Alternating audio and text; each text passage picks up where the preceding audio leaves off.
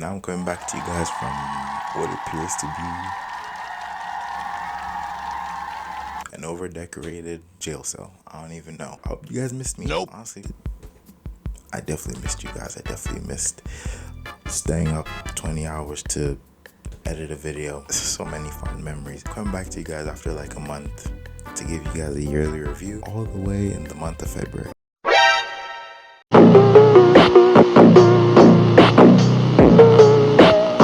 You can't keep getting away with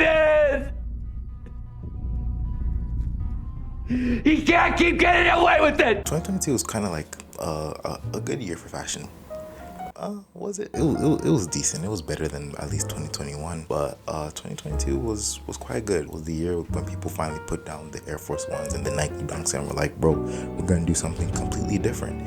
And decided to cop a pair of New Balance 550s from ALD. $20 more than the Air Force One, but hey, it doesn't look anything like the Air Force One. Some people decided to be even more different and got some Adidas Sambas. Bro, just because you have Sambas on doesn't mean you know fashion.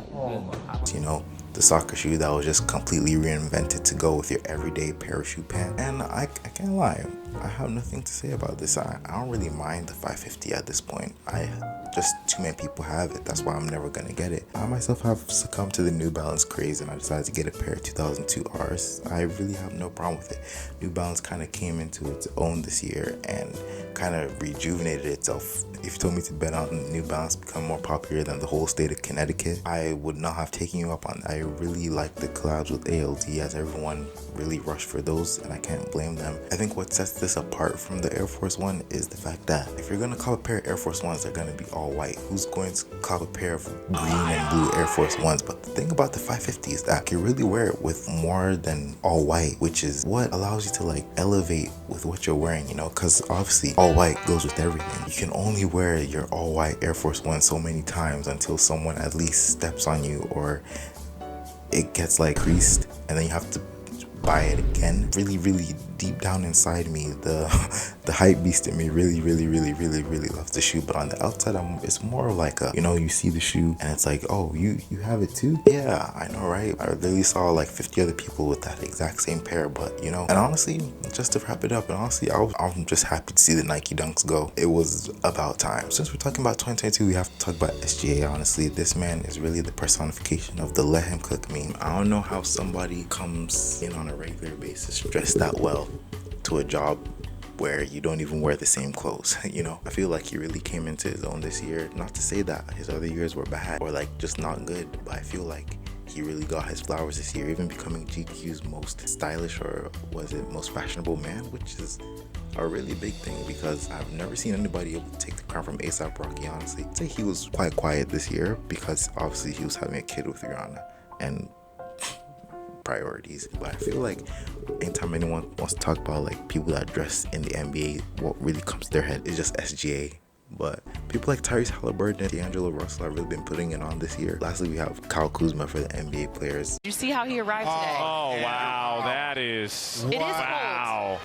As we all know, Kyle Kuzma seems to put on some of the most just ridiculous outfits sometimes. I'm not even gonna lie to you guys. I'm not gonna be one of those people that are gonna say you have to think of the deeper meaning, you have to think of proportions.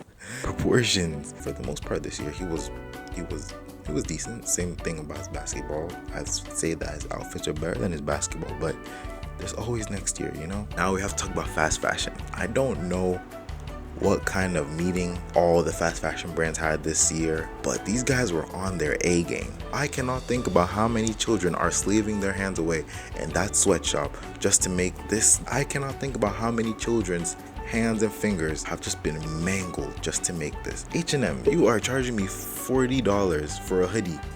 Aren't you guys supposed to be the cheap ones? At the end of the day, I'm not gonna lie, the most interesting thing about Zara is just the poses that these people be having their models in. I'm not gonna lie, Zara, what the heck do you guys be thinking of? You guys have your models looking like they're playing a game of Twister. I came to realize that there's more to life than just like what you see in the mall, you know? Stores don't end in the mall. copyright that. I really did not know that much about Uggs until about 2021 when I saw my cousin wearing them, and at first I was like, okay, they're snow boots, they're good for what they are, but I don't really see anybody wearing them like anywhere else. And then I don't know why around campus I've just been seeing people wear these Uggs slipper sandalish type shoes. I'm all for it at this point. I have no problem with them. They look extremely comfortable and they look really easy to wear. I don't think the price on them is that high, which is quite surprising, you know. I feel like every brand has that like go-to shoe where it's like, okay, this is the most basic bare bones shoe and we are going to charge them like $200 plus because we know all of them are going to want it. But they look quite good on feet, which can't be said for like a lot of shoes at this point. Anytime I see someone wearing them on campus, they feel like a breath of fresh air from all the Bapestas. Like you finally hit Bapesta with that 5-star class lawsuit that everyone's finally been waiting to see. And honestly, how the heck did they actually produce so many Bapestas without getting sued? Was Nike, did they just like lose a bet and Nike was like, okay, we're finally not blind anymore, we're gonna finally get our money? I could go on for about like an hour on this. We have the Rick Owens Ramon Warriors. I'm not gonna sit here and act like Rick Owens was not a huge part of 2021. I'm not gonna lie. At this point, anytime I see someone wearing a pair of Rick Owens Dark Shadows or Rick Owens Ramon Lows, I'm always thinking to myself, why the heck would you spend $500 on an overpriced pair of Chuck 70s? I don't want to hear it. I really don't want to hear anyone say, oh, but this one's made of cotton and whatever, and this one's made of leather.